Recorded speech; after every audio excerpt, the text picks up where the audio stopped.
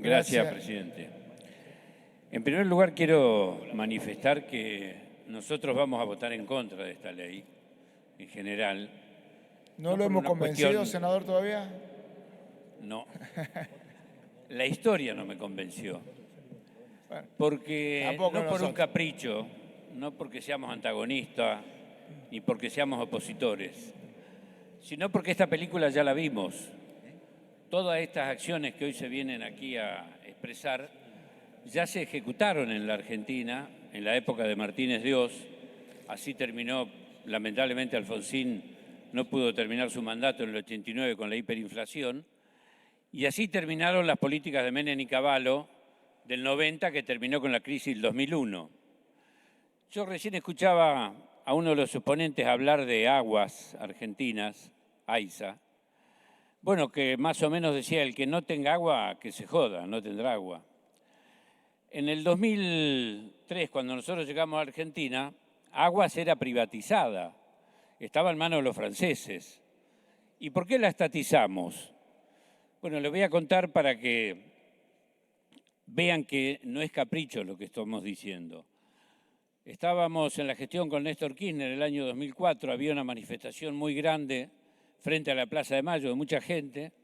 Estaba el intendente de Berazategui, Juan José Musi, al frente de esa manifestación, y el presidente Kirchner me pide que vaya a ver qué pasaba.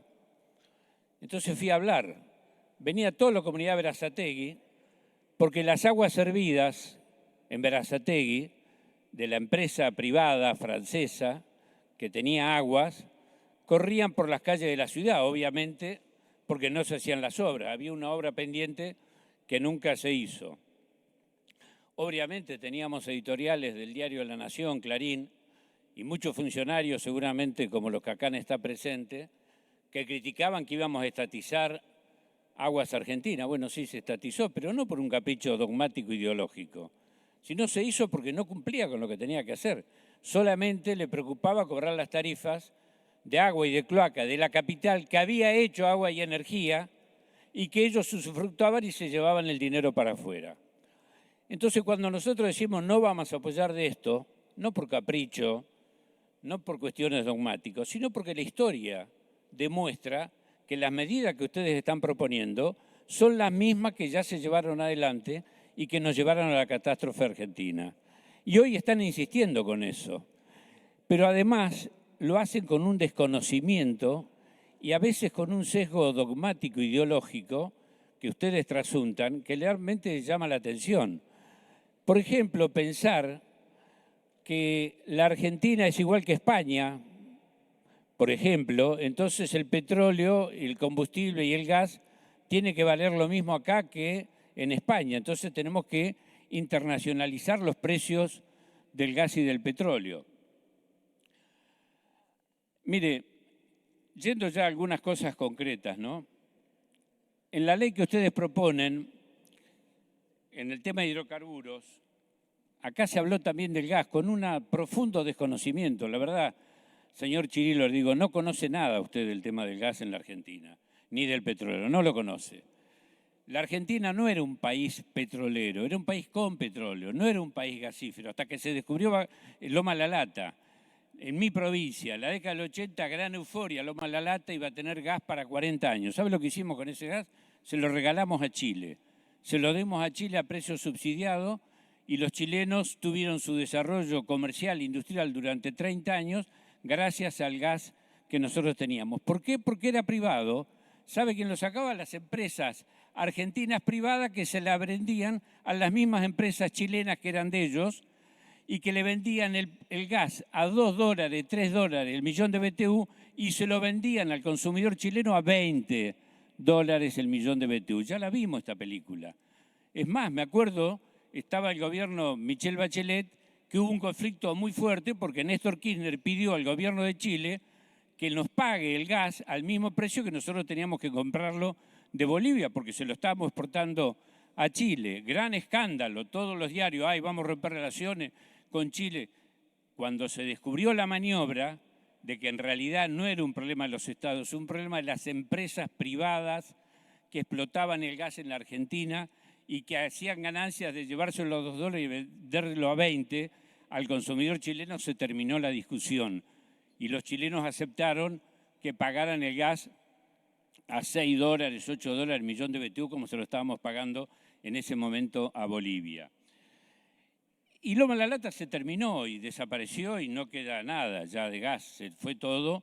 Además, el gasoducto estuvo muchísimo tiempo inactivo, como 20 años inactivo.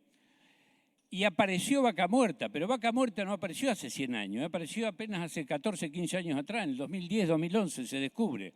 En realidad estaba, lo que se descubre es un método moderno de explotación de cómo sacar ese gas y ese petróleo. Entonces empieza el boom y nos transformamos, sí, verdaderamente, en un país petrolero y gasífero, porque hoy somos la segunda reserva de gas del mundo y la tercera reserva en petróleo del mundo, el no convencional. Ahora bien, no lo escuché a usted en ningún momento hablar de los costos de producción en la Argentina. Sí habla de los costos de producción en la Argentina. Acá se explicó por qué es el barril criollo. El barril criollo fue porque no se podía, las empresas privadas no podían sostener el precio del combustible, entonces se les pagó, precisamente el Estado asistió en un momento que el barril de petróleo estaba a $9. Obviamente las provincias eclosionaron, no había regalías, no había absolutamente nada. Entonces se creó el barril criollo para compensar eso. El barril criollo históricamente ha estado entre los 40 a $50. ¿Pero saben cuál es el costo de producción del barril de petróleo? ¿Usted lo sabe, Chirilo? Le pregunto. Le estoy preguntando. Si sabe cuál es el costo de producción del barril de petróleo en la Argentina, promedio. ¿Terminó, senador Parrilli? No, le hago la pregunta y sigo. Pero no tengo por qué contestarla ahora. No lo sabe. No lo tengo presente porque va variando los costos. Pero más o menos. Tengo el del gas, pero no... Bueno, yo le voy a decir, ¿sabe cuánto es? 15 a $20. Ese es el costo de producción. Y el barril criollo estaba a 45. Y ustedes lo llevaron a 70 y pico con el DNU, de lo que hicieron equiparar los precios nacionales a los precios internacionales. Y lo quieren llevar a $90 el barril de petróleo para que el combustible esté equilibrado con eso. Eso es el precio de los países que no tienen gas y petróleo. Nosotros tenemos gas y petróleo. Entonces lo que tenemos que hacer primero es ver lo que nos cuesta sacarlo y después poder tenerlo accesible para los argentinos. Pero ustedes se olvidan de todo esto, lo tiran por la borda y no le importa lo más absoluto de los argentinos. ¿Qué es lo que quieren? Como lo dice el proyecto de ley, maximizar la renta. Es decir, que la renta de las empresas, que ganan mucha plata, no es que no ganan, ninguno de los empresarios está en quiebra, hizo concurso a acreedores, ni vino a entregar las llaves porque no podía seguir explotando. Están ganando mucha plata, pero para ustedes es poco. Como el Estado es criminal, según dicen, entonces quieren maximizarlo. Entonces, ¿qué es lo que hacen en la ley? La ley de hidrocarburos establecía, que es del año 67, fíjese, un régimen militar, ¿no? Hablaba del autoabastecimiento. Ustedes en la modificación que hacen le eliminan auto. Es decir, lo que dicen el objetivo es abastecimiento. Claro, abastecimiento puede ser por la importación.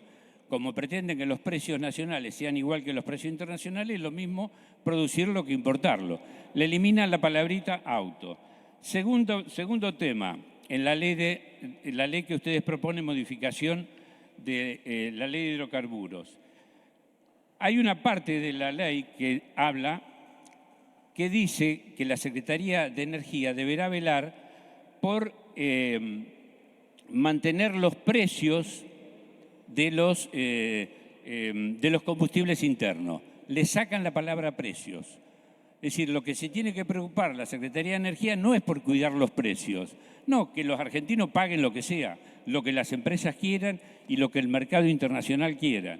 Si mañana hay una tercera guerra mundial, Dios no lo quiera, y el petróleo se va a $200 o a $150, como ya estuvo en un momento, y tenemos que pagar el precio de la nafta y del gas, a ese valor lo pagaremos porque a ustedes se les ocurrió hacer esta ley. Es decir, nunca más se van a ocupar del precio interno precisamente del gas y del petróleo. Y lo tercero que hicieron fue, la ley habla de exportar saldos exportables. No, ustedes le sacan la palabra saldos.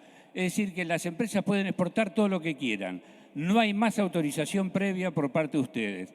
La ley sabiamente lo que decía era que se podía exportar y obviamente que ahora vamos a poder exportar porque, mire, Vaca Muerta se está explotando el 8, el 10% de lo que realmente hay. Así que imagínese lo que hay. Ahora le sacan eso, digamos, aunque sea el 8 o el 10%, vamos a tener que importar porque ustedes van a permitir que no se priorice el mercado interno y si las empresas quieren exportar, que exporten libremente. Por eso, precisamente, esta ley lo único que va a lograr es maximizar las ganancias de las empresas petroleras.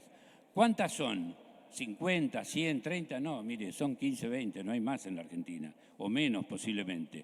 Son las que están exportando y es la que van a llevar adelante. Y, por otro lado, ustedes hablaron y dicen las loas que vamos a tener supuestamente con esta política de desregulación apertura. Mire, nunca ocurrió eso, ni en el mundo ni en ningún país del mundo, y menos obviamente acá en la Argentina. Yo le mencionaba, el primer gasoducto lo hizo el peronismo, el gasoducto San Martín de Comodoro Rivadavia, cuando se trajo el gas por primera vez aquí a la capital federal y a Gran Buenos Aires, y después todos los gasoductos se hicieron. Y si hoy no hay más gas y petróleo, es porque no hay ductos, porque no hay transporte. ¿Y quiénes hacen los ductos? ¿Lo hacen las empresas privadas? No, lo hace el Estado. Lo último que hicimos fue el gasoducto Néstor Kirchner con un impuesto especial que sancionó el Congreso de la Nación. Y como recién decía la senadora por Santa Cruz, además de tener Vaca Muerta, tenemos la posibilidad de Palermo Aike, que es otra gran esperanza que tenemos en la Argentina, tenemos petróleo. Pero ustedes lo van a regalar, se lo están entregando a las empresas a cambio de nada. ¿Y quién está haciendo la inversión en Palermo Aike? Bulgeroni, Eurnequian, Pluspel. No, lo está haciendo YPF, que hace la curva de aprendizaje y de abastecimiento. Sí, lo está haciendo YPF, no me diga que no, lo está haciendo YPF. ¿Y quién fue el que descubrió precisamente Vaca Muerta y por qué Vaca Muerta hoy es una realidad? Porque Cristina Kirchner estatizó YPF en el año 2012 y porque después se hizo un convenio con Chevron y se hizo la primera experiencia en Loma Campana de la explotación no convencional de petróleo y de gas. En ese momento, un pozo no convencional salía aproximadamente 30 millones de dólares, porque hasta la arena había que importar. Hoy no están más de 8 o 10 millones de dólares. Sin embargo, la curva de producción avanzó, creció muchísimo. Y los costos, obviamente, bajaron, pero los precios siguen altos, de manera que siguen llenándose de plata. Mire, en el informe del Banco Central del 2020 dijo que había existido una fuga de capitales del 2016 al 2022, formación de activos externos en el exterior, fuga total, de 86.000 millones de dólares durante la época del macrismo. De esos 86.000 millones de dólares, las empresas que usted quiere beneficiar con esta ley formaron activos en el exterior por valor de 22.000 millones de dólares. Es decir, se llevaron del país porque le sobraba, obviamente, porque ganaron plata exorbitantemente, 22.000 millones de dólares. Estos son los informes del Banco Central de la fuga de divisas del año 2016 al 2019. ¿Qué pasó después? Sí, lamentablemente del 2020, 2021, 2022 siguieron y lamentablemente incluso nuestro gobierno, tengo que decirlo también, no se tomaron las medidas que había que tomar en el Banco Central para custodiar la reserva y los dólares de los argentinos. Por eso, en esta ley que ustedes están planteando, no hay nada para los argentinos, hay todo solo para las empresas extranjeras. Y yendo ya al tema provincial, ¿cómo se meten ustedes con las autonomías provinciales? Hay dos temas que están afectando. Uno, las regalías. Las regalías están establecidas actualmente en el 12%. La ley dice que la lleva al 15%. Uy, qué bien, lo aumentan 3 puntos. No, pero al ladito dicen o menos. ¿Qué quiere decir eso? Que por primera vez se prevé que las regalías puedan llegar a menos del 12%. ¿Qué va a pasar cuando concesionen? Y una trampita que hay, ahora la voy a explicar, para una privatización encubierta de YPF, que cuando una provincia llame a licitación para concesionar un área, las empresas se pongan de acuerdo y ofrezcan 7-8% de regalía. Hasta pueden llegar al mínimo el 5%. ¿Qué van a hacer la provincia? No le va a quedar más remedio, porque la ley así lo autoriza. Hoy, en este momento, habla del 12% para llegar hasta el 18%. Y ya hay varias empresas que están pagando el 15% a las provincias porque saben que tienen una rentabilidad exorbitante y tienen una rentabilidad muy grande. En esto se meten con las autonomías provinciales porque ustedes le están dando la posibilidad a las empresas que le paguen menos regalías a las provincias.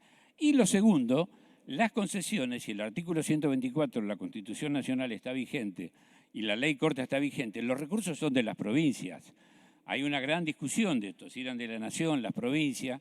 Para recordarlo simplemente, la Constitución del 49 establecía que eran de la Nación con las provincias en las cuya jurisdicción se encontraban las reservas. Bueno, como se ensajó este tema después de muchos años, fue que los recursos naturales son de las provincias, ¿sí? Por lo tanto, el gas y el petróleo que están en el subsuelo es de las provincias Neuquén, Río Negro, Chubut. Pero ¿qué es lo que hacen ustedes en la ley? Lo obligan que al vencer las concesiones tienen que llamar a licitación. Ah, qué bien, soy transparentes. No, le están sacando facultades a las provincias. ¿Qué es lo que quieren hacer con esto? Obligarle a las provincias, a las áreas de YPF que están por vencer en los próximos años. Esto no es un negocio de 2 o 3 años, es un negocio de largo alcance. ¿Qué es lo que van a hacer? Le van a obligar a las provincias a habilitar vía licitación pública las áreas que tienen explotación YPF, que ha hecho la curva de aprendizaje, que ha hecho las inversiones, que ha hecho todo el esfuerzo inicial para que las provincias produzcan. ¿Y qué lo van a hacer? Y bueno, se lo regalarán, como están acostumbrados a hacerlo, a alguna empresa multinacional. Por eso están afectando, obviamente, a las autonomías provinciales. Dicho esto, del tema de hidrocarburos, con lo cual obviamente estoy en total desacuerdo con lo que están haciendo, porque además el autoabastecimiento fue un objetivo estratégico de la Argentina, siempre tuvo, y estamos ya a punto de alcanzarlo. Ustedes lo tiran por la borda. No les importa el autoabastecimiento, no le importan los costos internos, ni siquiera usted manifestó acá públicamente que no conoce cuál es el costo real del barril, ¿sí? Y el costo del millón de BTU, ¿conoce cuánto sale hoy un millón de BTU aproximadamente? ¿Cuánto? No le puedo decir, pero espero que termine de contestar y le contesto. No, bueno, todo. contésteme, ¿lo conoce o no? Porque sí, depende del contrato. No, lo que se paga, yo le digo Sí, los costos. Bueno, el costo, 1,10. ¿Cuánto? 1,10, Proyecto Fénix. Exactamente, Vale, $1. listo. Y está 3,90, 4, 5, 10 ¿Cómo? dólares el millón de BTU. Bueno, el último plan está en eso. No le escucho. Que 1,10 es el costo, coincido, incluso bueno. menos. Entonces, Pero sí. se está pagando 3,90, 4 y pico. ¿Por qué no se fijan en los costos? ¿Por qué no lo revisan esos costos? Pero porque esos costos son los del plan gas. Bueno, revísenlo. Pero sí. Revísenlo, si tienen que revisarlo, revísenlo. Pero hay que respetar Hay un los derechos artículo, adquiridos. ahora me voy a referir precisamente al artículo donde ustedes piden la renegociación de los contratos. Pero este tema relacionado con el tema del autoabastecimiento, ¿sí? Y además algo que es muy importante, ustedes no se quieren meter con los costos y tenemos que ir a ver los costos, porque esos son los que definen cuál es el precio real que los argentinos tenemos que pagar, no solamente para consumo domiciliario, sino también para la industria, para el comercio, para todas las actividades. En todo el mundo se hace. Ustedes acá lo están absolutamente desechando. Ahora me voy a referir al tema energético. Acá se habló de los 20 años perdidos. Bueno, yo le voy a decir, en los 20 años perdidos, que fueron 12 y medio, no 20, se construyeron más de 5.800 kilómetros de redes de alta tensión de 500 kilowatts y se hizo el anillo energético. Se conectó a todas las provincias, cosa que antes no existía. Acá está la cantidad de líneas de alta tensión que se construyeron. Fíjese, en la época de Macri se construyeron 2 kilómetros, ¿sí? En la época de Alberto 433 y en la gestión de Néstor y de Cristina se llegó a casi 5.000 kilómetros de redes de alta tensión. El costo de la energía. ¿Qué es lo que está pasando en este momento con el costo de la energía eléctrica? Ustedes dicen de que la energía eléctrica está aumentando producto de los subsidios y que ustedes le están, por la quita de subsidios, eso es lo que hace que crezca, que aumente la energía. Eso es mentira, no es así. Yo le voy a explicar por qué está aumentando el costo de la energía al usuario final como está ocurriendo en los últimos tiempos. Mire, el 70% de la energía, porcentaje de potencia contratado en megavatios por CAMESA, actualmente es el 70% de contratos realizados durante el 2016 al 2019, el 67,8%, y el 32% de contratos del 2003 al 2015. Muy bien, ¿a qué precio se pactaban los contratos del 2003 al 2015 y a qué precio del 2016 al 19? Acá tengo un ejemplo, Pampa Energía. Senador, por favor, ¿Sí? ¿tiene alguna pregunta? Está muy extenso el tiempo, no sé si... No hay tiempo. Mire, No, esta ley deberíamos estar 4 meses acá para tratarla, entiendo, por todos los temas que tiene. Pero si usted está apurado, puede ir a su senadores. casa. Yo no estoy apurado, así que déjeme seguir Hay otros hablando. senadores, por favor. Primero, sí, nos podemos quedar mañana, pasado, todos los días. 4 meses podemos quedarnos acá para favor, tratar todos los temas que tenemos que tratar. Si tiene una pregunta... Salvo que ustedes sean una escribanía y quieran aprobar al libro cerrado. No, pero si tenía una pregunta... Bueno, entonces escuche que va a aprender. Muchas gracias. Nosotros contratábamos la energía a $31,45 el megavatio. ¿A cuánto se contrató en la época de Macri? Acá lo tengo. Sí, a una central, todas son datos oficiales de Pampa Energía que lo suministró a la Bolsa de Comercio de Estados Unidos porque cotiza en bolsa y tiene obligación de hacerlo. No es información confidencial ni información pública esto que estoy dando. Bueno, a $100 y a $126. Y además, esto es la térmica, pero las renovables, que también... Ahora voy a mostrarle. Bueno, vamos a ir a las ganancias que tiene acá. Por eso, esto es lo que usted debería fijarse. Y después le voy a explicar cómo lo puede hacer, con la misma ley que usted quiere sancionar. Por ejemplo, la central térmica de Pilar, que se renovó el contrato en la época de Macri, cobró $126 el megavatio. Ganó 103. Quiere decir que le costó 23. Es decir, tiene un 500% de ganancia. 500% de ganancia. La central térmica de Ingeniero Guay lo cobró $100. Tuvo de ganancia $78 el megavatio. Quiere decir que le costó 22. Es decir, ganó el 500%. Fíjese en una de nuestra época, la central térmica de Loma La Lata, en mi provincia. La veo, la recorro, la veo bastante seguido. El precio es mucho más barato, $31 contra 100. Las dos son centrales térmicas a gas, obviamente. La ganancia que tuvo de 31,26, quiere decir que le costó 5. ¿Cuánto está ganando? El 1000%. Esa es la rentabilidad que tienen. Bueno, la Güemes la vendió a 45, tuvo de ganancia 10. Bueno, esta tuvo un poquito menos, le costó 35, parece ser que acá había una ganancia razonable. Y así con otras centrales térmicas que tuvo. Sí, tuvo ganancias exorbitantes, casi obscenas, casi rayanas con la usura o con no sé lo que le quiera llamar usted. ¿Qué es lo que pasa con la energía? Mira, acá tengo los precios, ¿no?, de la energía de acuerdo a la fuente. ¿Cuál es la más barata de todo? La hidroeléctrica, $7,9 el megavatio. La renovable, las eólicas y las fotovoltaicas, $71. La nuclear 60, la térmica 61 y la importación $87.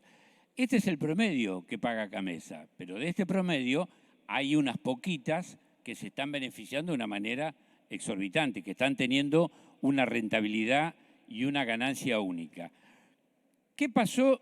¿Por qué aumentaron entonces? Primero, como son contratos en dólares y con esta ganancia, ustedes hicieron una devaluación del 100%. Cuando el dólar valía 3.80, el precio del megavatio era en dólar, tenía un precio, ahora vale casi 1.000. La devaluación fue la que llevó la tarifa arriba. En segundo lugar, estos contratos que son absolutamente exorbitantes y que el 70% de la energía que estamos consumiendo provienen de estos contratos. Y en tercer lugar, la alta rentabilidad. no es cierto que es producto de la quita del subsidio, es por esto que está. Y fíjese, estaba el megavatio en diciembre a 11.000 pesos, eso era lo que se le facturaba al consumidor. Actualmente, sí. Una interrupción, sí, por favor.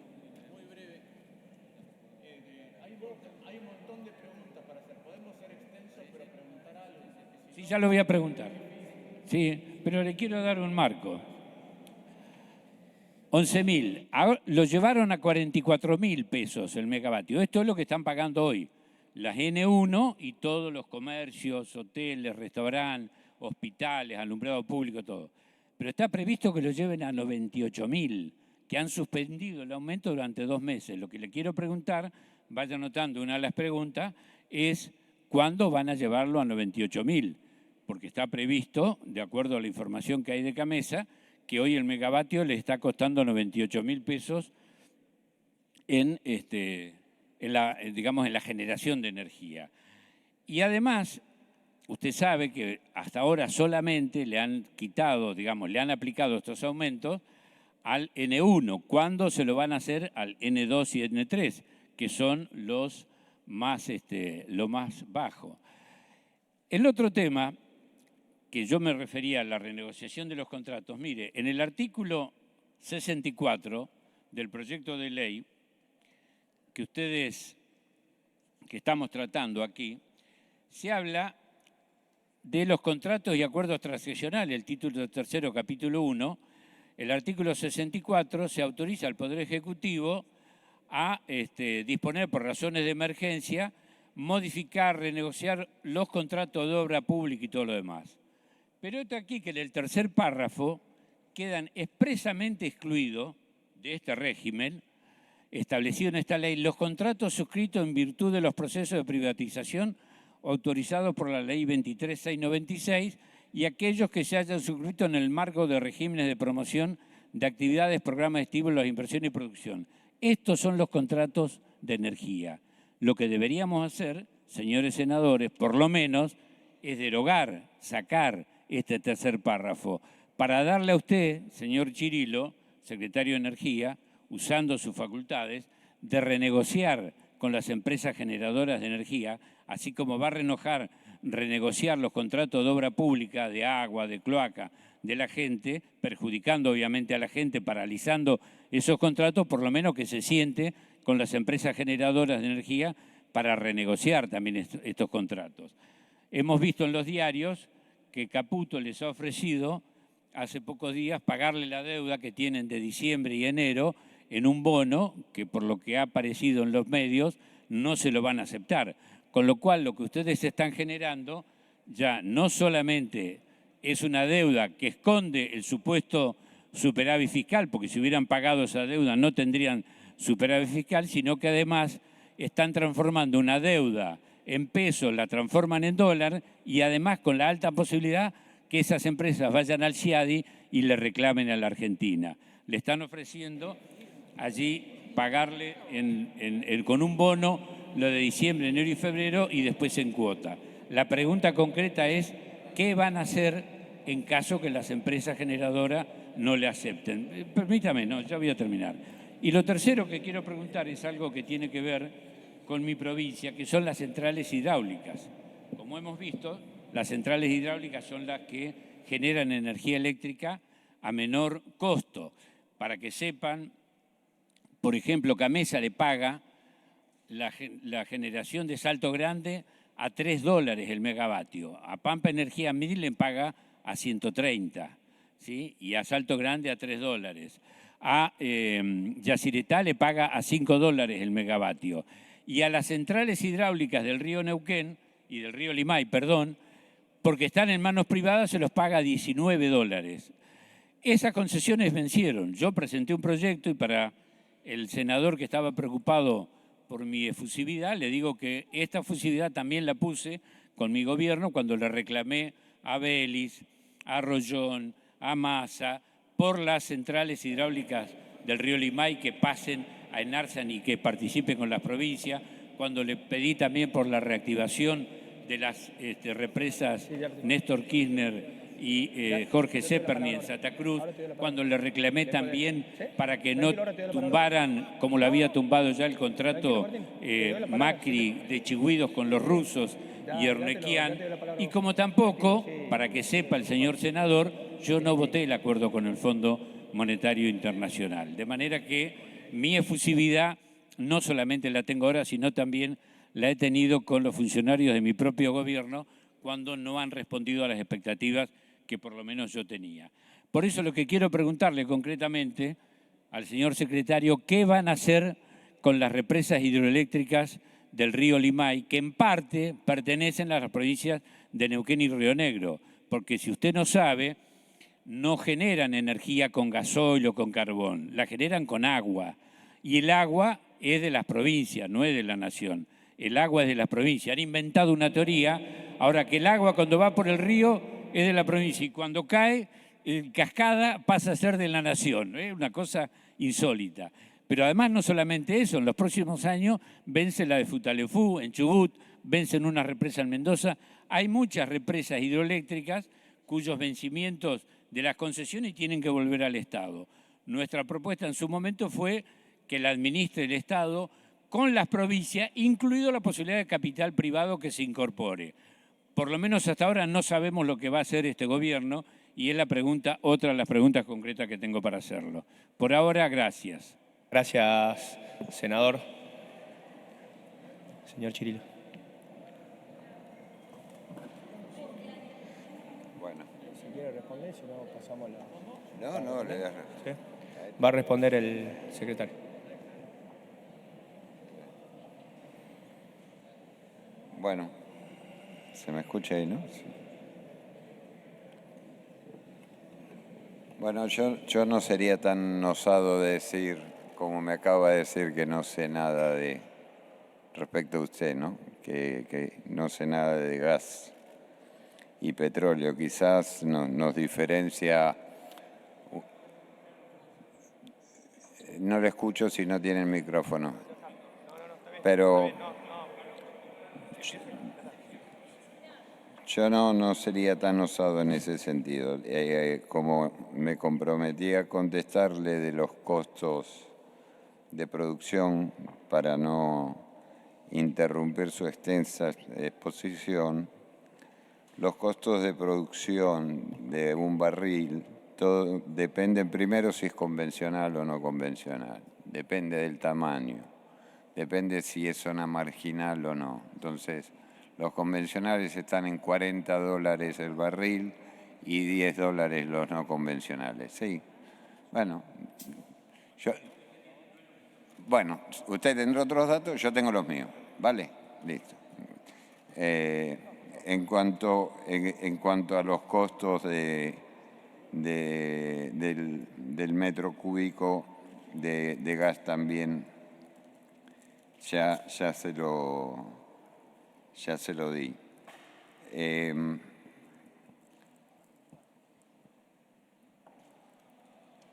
Usted nos atribuye que nosotros queremos priorizar la exportación por sobre el autoabastecimiento interno, y eso no es así. Yo creo que todos tengamos la magnitud, usted lo decía, la segunda reserva mundial de shale gas es Argentina con Vaca Muerta. Son 308 TCF. ¿Sabe cuántos TCF? ¿Sabe cuánto consumimos en Argentina? ¿Sabe?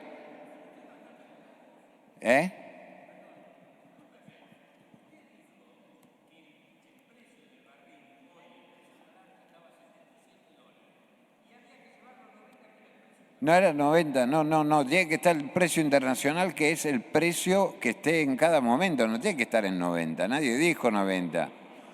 Yo dije que hoy estará en 82, en 87, está en 82, no dije 90. Pero no dije que hay que llevarlo tampoco, dije que tenderá hacia eso, porque el barril criollo que se ha fijado, y la experiencia nos indica que se fijó un poco más alto incluso que el import parity, después quedó más bajo, y cuando quedó más bajo y no se aumentaban las naftas, lo que hemos tenido fueron largas filas de países vecinos, sí señor, de Uruguay, de Chile y de distintos lugares, que nos cargaban nuestro combustible para llevárselo, porque estaba a 0,30 en nuestro combustible. Entonces, esa es la política del autoabastecimiento interno también. Sí, señor. Sí. Bueno, está bien. Usted tiene su mirada y yo tengo la mía. No voy a discutir con usted. No. Yo le entiendo que tenemos visiones diferentes y está bien. Así es la vida y no pasa nada.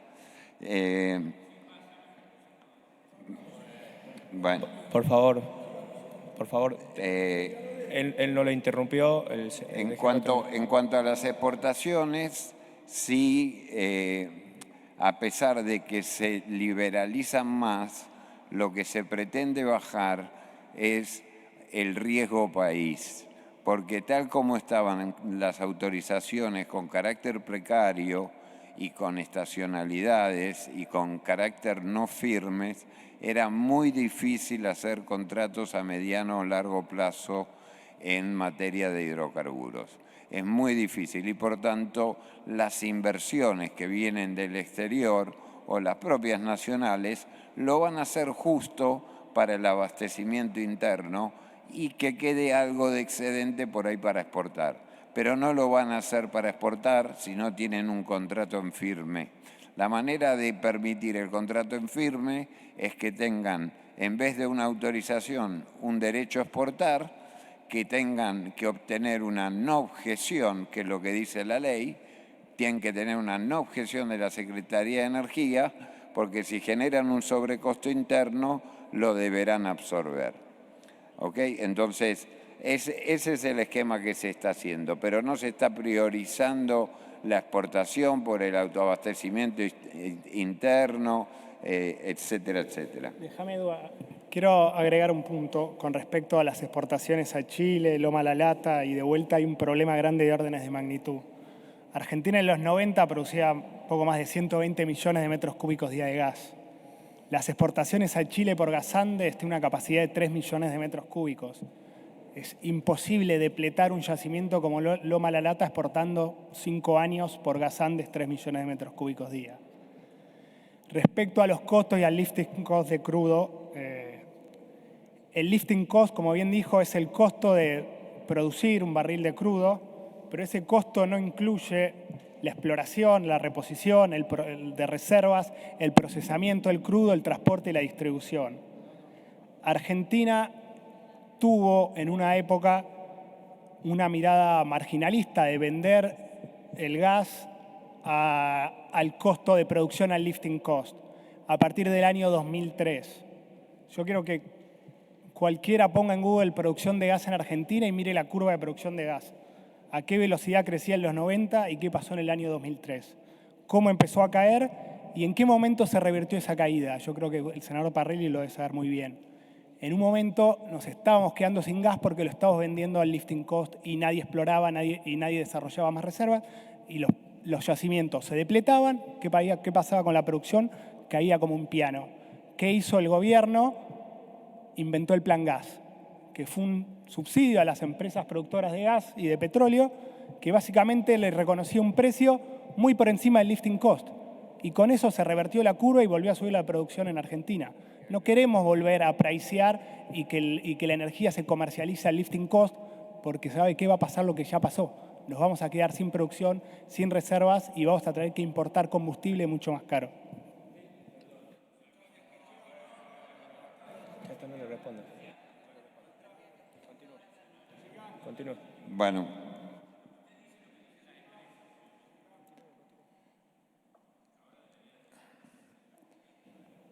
Bueno, en materia de gas, ya lo hemos dicho, los planes Gasar fueron en otra época con costos altísimos, de manera que algunos están a 4,1, la ronda 5,2 a 9. A mí me parece que si todo eso que está dentro de la política del autoabastecimiento interno, me parece que es una política que no funcionó, nada más. En materia provincial, lo de las regalías, el más o el menos está en función de la valoración del riesgo que hace el oferente. Si la provincia, pero acá nadie está para quitarle a la provincia ingresos, al contrario, si le pueden pagar más porque el oferente ve que va a sacar más producción, es un aliciente más. Así lo entendieron los gobernadores neuquinos. Porque puede ser que uno le vea tanto riesgo que diga no estoy dispuesto a pagar y bueno, tendrá una oferta peor. Y en vez de 15 pago 14. No responda. Bueno, ok.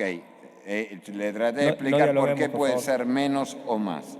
En cuanto a las licitaciones, no le terminé de entender lo de la prórroga, que dice que nos metemos con las provincias, pero que es para quitarle las cosas a YPF.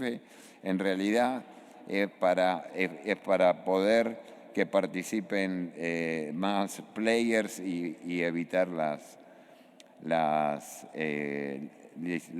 prórrogas perpetuas. En materia de energía, usted comentó que se hizo líneas de transporte, efectivamente, yo no dije que no se hizo nada. La figura del Estado presente no estuvo tan presente. Nos hemos gastado 104.000 millones de dólares, eso está en la contabilidad, lo puso el Estado Nacional en la contabilidad de Camesa, además de las obras de transporte, ¿no? Entonces, se han hecho cosas.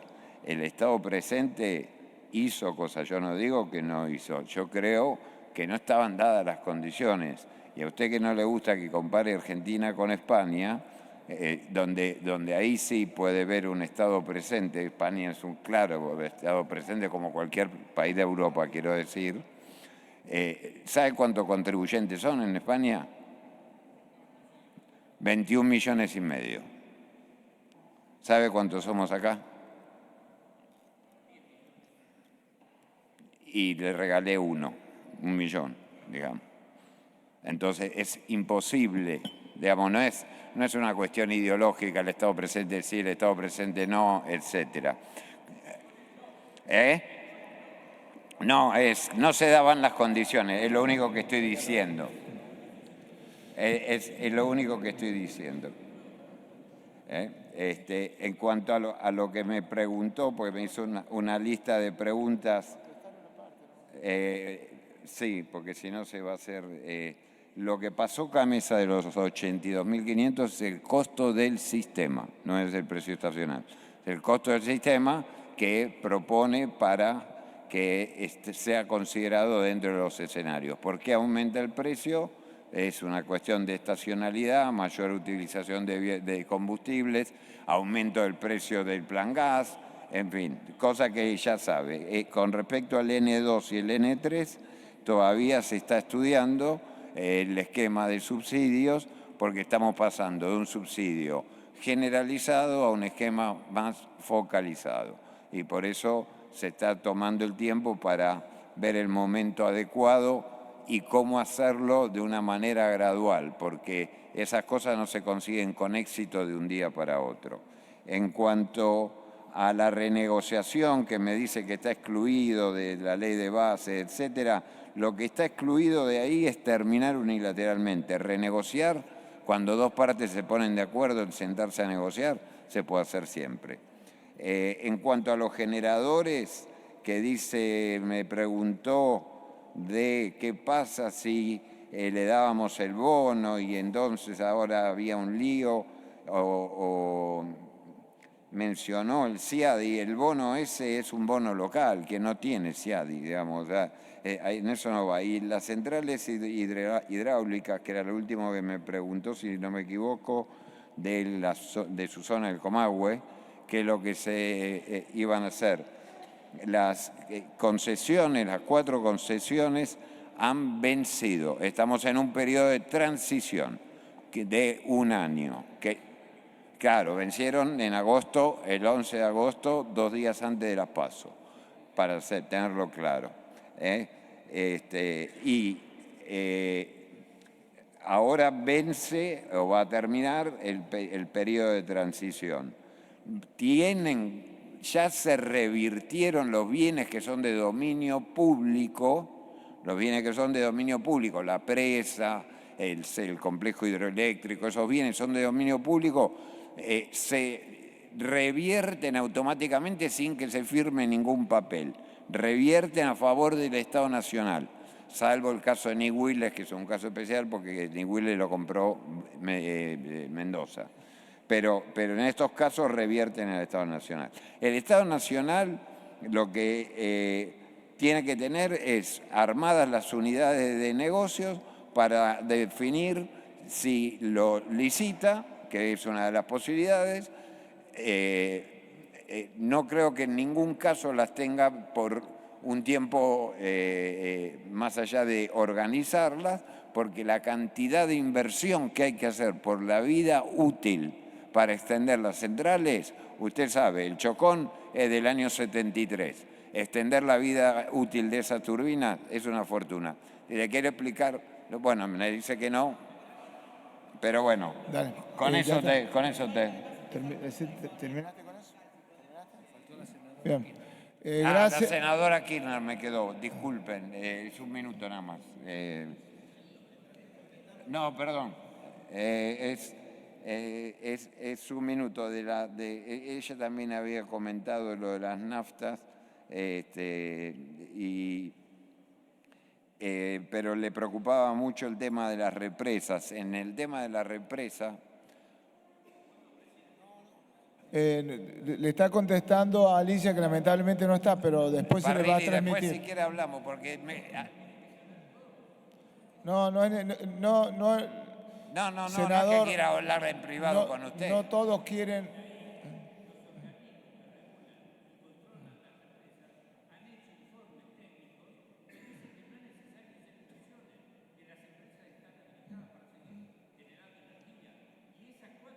No, eso no es cierto. Bueno, yo tengo los documentos de los informes circunstanciados que hizo el ETAC, donde está la cantidad que tienen que invertir. Es una fortuna. Bueno, no importa.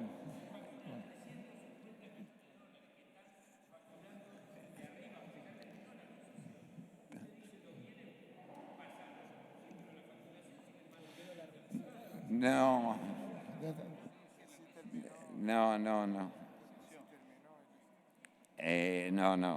Usted ve fortuna donde no lo hay, lamentablemente. Bueno, con Alicia Kirchner quería contestar lo de las represas, que el Estado no ha decidido detener las obras y que desde agosto del 2023, la administración anterior inició la negociación de una enmienda que nosotros la estamos continuando, se están resolviendo los reclamos. La UTE, donde está la empresa china, tiene que presentar un cronograma de obras y estamos hablando continuamente con el gobernador Vidal para ver, porque aparte como se quedó corto, se tiene que extender el cronograma de obras y además hay un periodo donde agarra el invierno donde no se puede construir. Por eso estamos pendiente de firmar la enmienda. Se va a seguir con la enmienda 12. La enmienda 12 lo que va a poner fin a los reclamos, hay reclamos improcedentes de la UTE, algunos que podía ser procedente, y lo que va a hacer es generar las condiciones para que el banco chino haga el desembolso que tendría que hacer. Usted sabe también que tiene que existir un decreto del presidente Milei para esa adenda, ¿no es cierto?, para autorizar la adenda. Yo no conozco eso. No hay un decreto, si me lo puede pasar. Según la Si me información lo puede que pasar, tengo, se lo voy a hacer. la verdad que lo desconocía. Perfecto. Lo presentaremos al presidente si corresponde. Perfecto, gracias. Pero no conozco. ¿Sí? Un segundo que me toca hablar de la presidencia acá. Ya te llamo. Bueno, gracias Rodríguez Chirilo. Tiene la palabra el senador Martín Lustó.